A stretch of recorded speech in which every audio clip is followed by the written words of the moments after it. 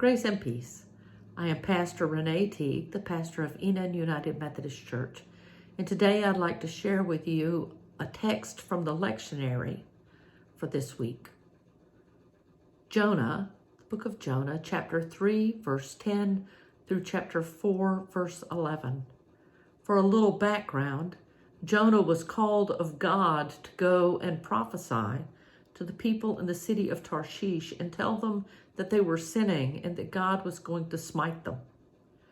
And Jonah did not want to do that, and he ran away from God, and he ended up spending some time in the belly of the whale, and then he went and prophesied to these people. And now this is what happens after they get told by Jonah, you were sinful and the Lord is going to destroy you.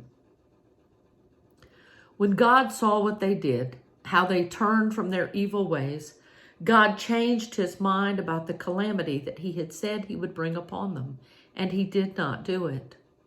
But this was very displeasing to Jonah, and he became angry. He prayed to the Lord and said, "O Lord, is not this what I said while I was still in my own country? That is why I fled to Tarshish at the beginning, for I knew that you are a gracious God and merciful, slow to anger and abounding in steadfast love, and ready to relent from punishing. And now, O Lord, please take my life from me, for it is better for me to die than to live." And the Lord said, "Is it right for you to be angry?" Then Jonah went out of the city and sat down east of the city and made a booth for himself there. He sat under it in the shade, waiting to see what would become of the city. The Lord God appointed a bush and made it come up over Jonah to give shade over his head, to save him from his discomfort. So Jonah was very happy about the bush.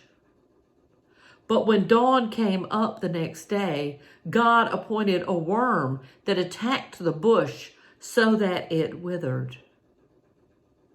When the sun rose, God prepared a sultry east wind, and the sun beat down on the head of Jonah so that he was faint and asked that he might die.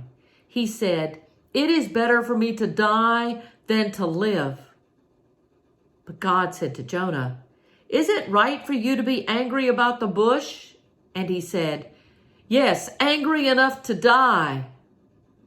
Then the Lord said, "You are concerned about the bush for which you did not labor and which you did not grow. It came into being in a night and perished in a night. And should I not be concerned about Nineveh, that great city in which there are more than 120,000 persons who do not know their right hand from their left, and also many animals?" Jonah wanted Jonah's kind of justice. But God had God's kind of justice. And God relented and did not punish and gave people so much more than they deserved. And yet Jonah thought he deserved favor.